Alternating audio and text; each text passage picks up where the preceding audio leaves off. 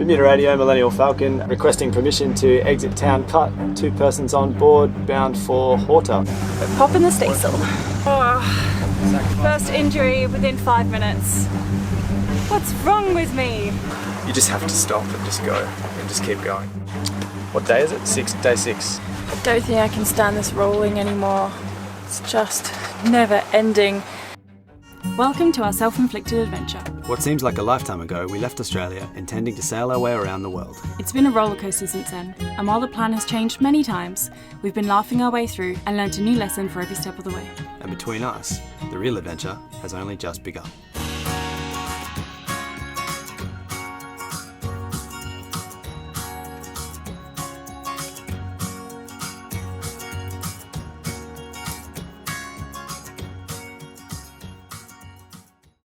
Last episode on sailing Millennial Falcon. So we got the window off. Next job is underway. The chain plates are in reasonable shape. They haven't moved. I'm happy with it. I think it's fine. We did explore, but not with a scooter. Riding bitch!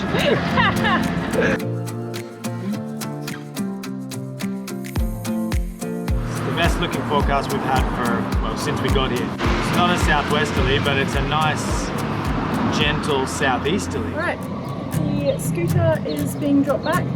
We did have a few more hours that we could have used it today, and we were planning to go and visit some crystal caves. However, we checked the weather forecast today and our weather window for crossing to the Azores is really opening up. It's looking really good. At this stage we have about a day and a half where we can prepare and get ready to go. We need to still finish off a few episodes and get the boat ready, do some diesel runs, and we just have a little bit too much to do.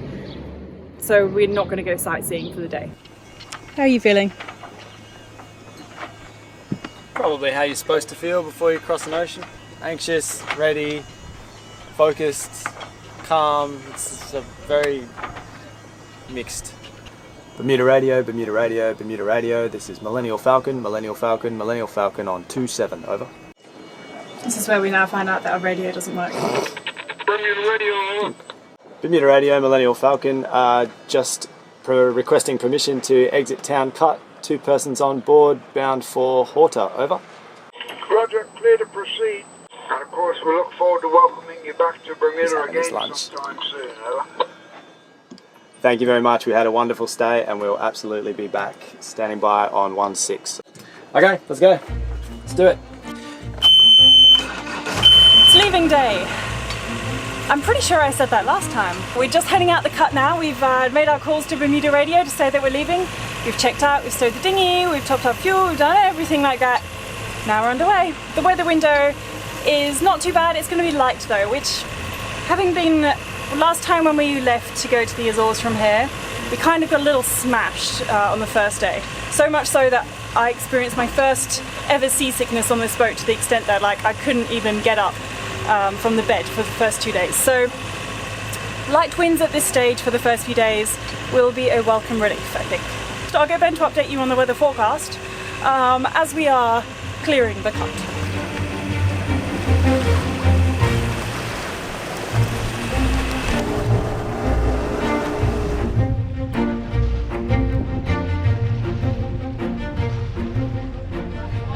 White caps out there. Yeah, there's going to be wind. Yeah. Oh, we should have explored more when we were here. I'm just seeing these people in the little bay over there, and it's such a lovely, calm and beautiful bay. We should have checked out more when we were here.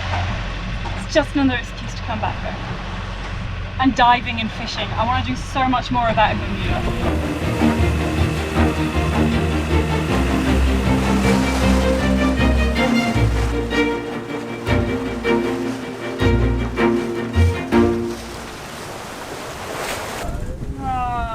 My toe. Oh, first injury within 5 minutes. What's wrong with me? I swear I do something like that every single day. There's a thing called Mills Breakers just kind of over there, and I don't want to accidentally go walkabout over it. So I'm just going to drive for a mile or so and get a feel for the boat. You know, it's always good when you leave on a passage to just drive for the first 30 minutes, 45 minutes at some point throughout the departure, just so you can feel for anything that's grossly different than last time and any imbalances The autopilot will compensate for a lot, and you really don't know what's going on until you take the wheel and try to do some steering. Look, it's Adam and I in the shot together. We rarely film together, do we? Well, someone's always holding the camera. Yeah, exactly. Oh, wait. Oh, Blood's dropping. I really all over the place. Alright, and I'm back, patched up, just like new, with one blood sacrifice made to the gods. I assume that our journey will be absolutely flawless now. I was going to say that we are both a little nervous. We have been at anchor for up to 2 weeks, maybe max 2 weeks, and while we've done the passage up here, we both kind of feel like we're newbies again. This one's different. It's like, that one's up and down. It's like to Bermuda. It's not across the ocean. It's sort of, you could argue you've sort of crossed a portion of the ocean, I guess, and it certainly feels like a crossing, but It is, yeah. for some reason this one just, it's different. It feels different. It feels like a big deal. Yeah. Do you think it's from last time? What's that? Yeah, definitely. I think that's, yeah. There's definitely a bit of like an air of what's going to happen this time, kind of, you know. Yeah. We've got bad memories of this stretch of water. Yeah. We are planning for the passage to take us around about 3 weeks. Well, I am at least. Adam has put it out there that at 6 knots, if you were to do 6 knots, almost directly pointing Straight towards out. Azores, then we would get there in 12 days. 12 and a half days. Which obviously is lovely, but we're definitely not going to plan on that. So I'm going to assume we're going to do a lot more zigzagging and go a lot slower than 6 knots, considering that currently we're doing 4.6. Good start though. It's a beautiful, the wind's just actually in front of us, but like 45 degrees off the nose, and that's kind of what our boat loves. So it's not a bad start at all. Yeah, we can pop the staysail too. Might as well pop the staysail and squeeze an extra half a knot. All right. Get everything. Pop in the staysail.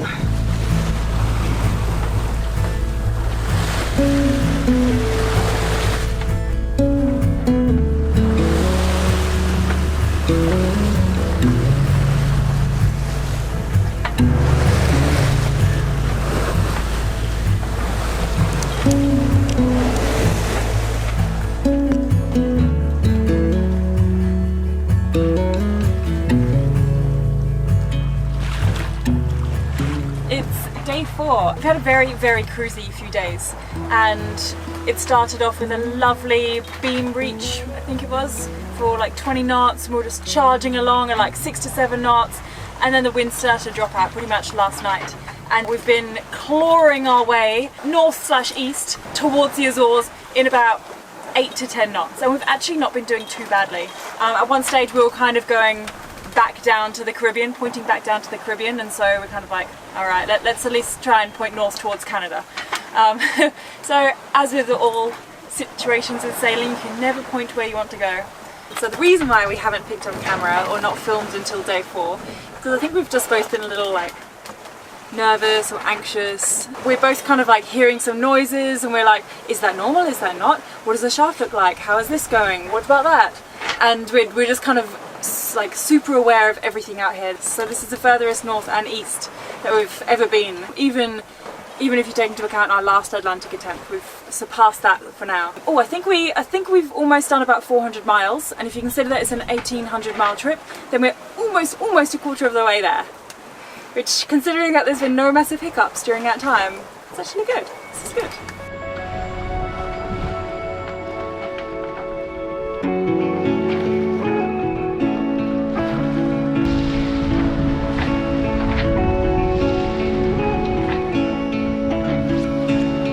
Weird. The first day, or the first few days, really sent us both on a emotional roller coaster ride. We were high, we were low, we were stressed out, we were scared, and I'm not too proud to say that. Like, everything that had happened prior was right there, like looming over us, you know. And sort of, we're still on the way out. We've had a really nice couple of days, but we're still on the way out. We're sort of still going into the unknown as opposed to coming back into somewhere. And every creak, every noise, every rattle is just another like potential issue that we both just need to get it into our stride. It's hard. It's really, I wasn't expecting it to like have quite the profound effect that it has on me. I was, you know, I left Bermuda in a really good place, like almost right back into the same stride that we had sort of the day before we arrived in Bermuda, like we had never stopped. And then I heard the first noise. I heard like a groan in one of the shrouds. I was like, oh, and I sort of fixated on that. And to now, like we tried everything. We did a lot of adjusting, we tacked and checked some stuff out. We checked all the like we cannot fault it. And I just had to get over it. But like that's still going on. Every groan, every rattle, you're like, oh, is that normal? Should we keep going? Is it safe to continue? Blah blah blah blah blah. You just have to stop and just go and just keep going.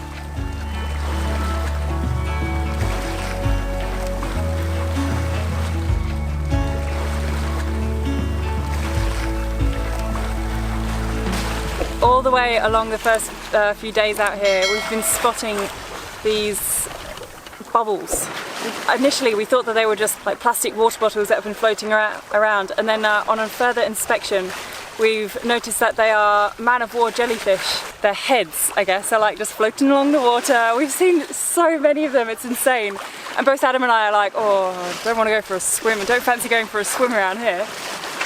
Fingers crossed our shaft does not fall off again, because one of us will have to go in there and it's not going to be me. Oh, one here.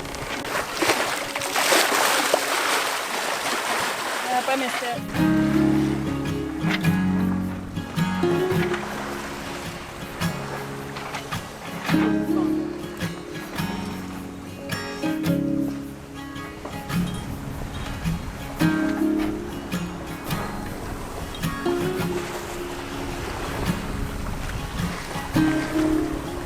Khiara and I have just changed watches. Oh, what time is it? That makes it about 9 o'clock. Pretty calm conditions. We've had sort of 12 knots behind the beam, or about 120 off, and we've just had to jibe downwind because we've had fluky and calm, and we can't run any deeper than that without micromanaging the boat because we don't have the whisker pole to go wing on wing. So we've sort of just been jibing our way easily downwind in some pretty lovely conditions, and I expect them to hold for the next 24 hours, and then over the next 48 hours they should sort of pick up slightly, but nothing dodgy. So far, like, couldn't have asked for a better weather window, and we've been making, between the currents and just generally having a nice pleasant time, we've been doing easy 4.5, 5 from 12 knots, not even 12 actually, 10 knots at times, sometimes 8. Just been ghosting along comfortably. The hydrovane's handling it quite well, considering the light air and the sort of choppy-ish seas. They're small, but they're just enough to sort of mess you up.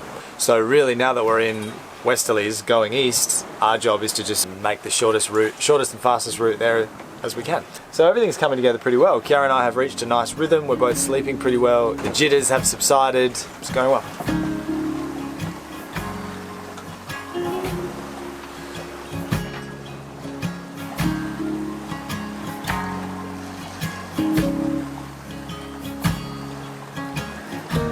I don't think I can stand this rolling anymore.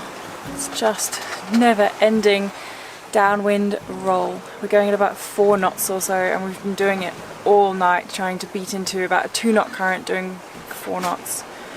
It's just, I never ever feel like we're gonna get there with the amount of like zigzagging that we have to do. I mean, I know that this is like sailing 101. The wind always comes from where you want it to go, and so you need to zigzag up there. But the downwind equivalent of it is just rolly. It's just rolly. Good thing is that we haven't had to put the engine on. Adam and I did a shift change today, and he, I think he was a bit sick of it too. So he said that as soon as he comes up after his big sleep, we'll try and figure something out. We'll try maybe wing on wing the main, like we attempted to do on the way up here. Lovely day in paradise. I think we are about a quarter of the way through though, and we're about 5 days in, so I can't complain too much. Like, it's all free travel at this stage, and nothing's broken, which is really nice.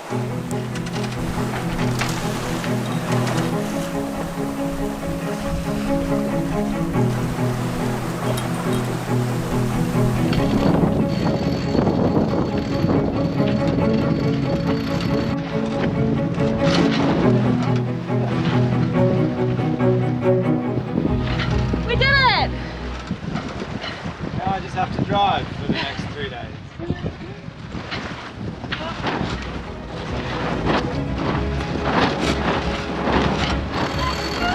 So I think that we can definitely conclude that we cannot go wing on wing without a whisker pole.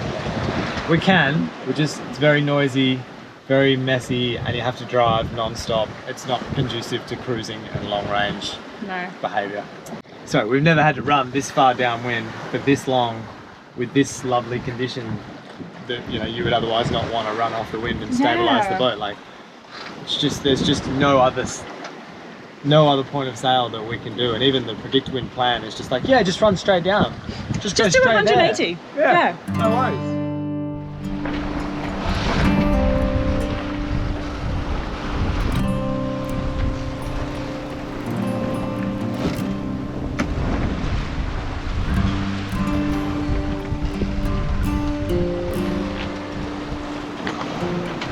Woohoo, we found some wind, sort of.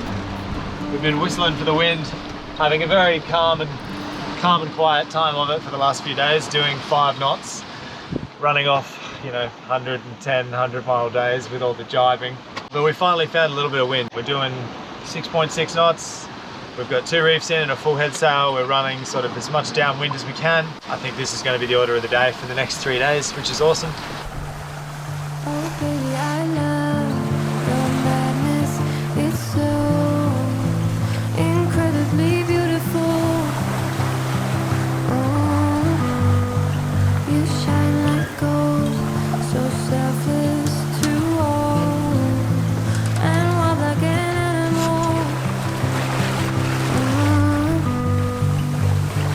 Some would say I'm insane and they're riding away, but I just love to play and be fun and always hungry for more, that's just how I was born. Take me somewhere I don't know, give me your freedom. Oh, you love me to pieces, yeah, I need it.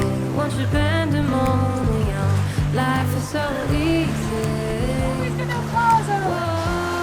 My chores for the day are complete. Bring it in, buddy. There you go. Look at that. All right, daily update.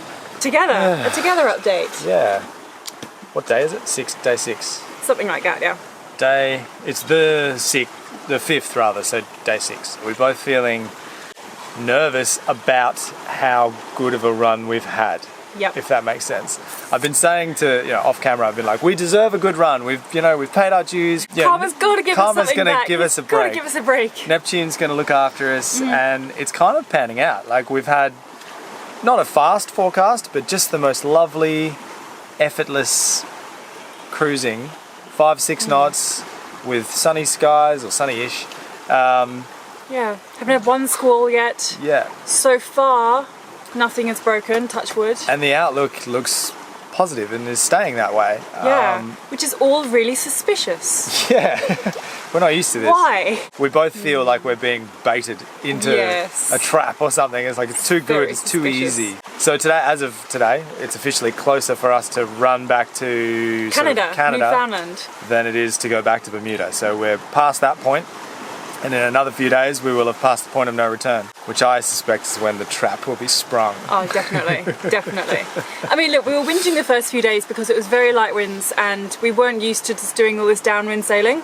And understand, like, when you can't point to where you want to go without a whisker pole, it was very, very frustrating. But I think after day 6, we've kind of gotten used to it now, and we've gotten into a little bit of a groove where we're certainly not pointing to the Azores, but we're pointing in the general direction, and I think we're a little more lax with the direction that we need to point. I think we're like, if we're making east for ground, it's good enough. So let's hope that the trap is not sprung at all and the outlook stays positive and the wind sort of, I would be so happy if we just had 10 more days of this. Oh yeah, same. Like that would give us like a 17-day passage, which is not lightning fast, but it's perfectly respectable. It's fine.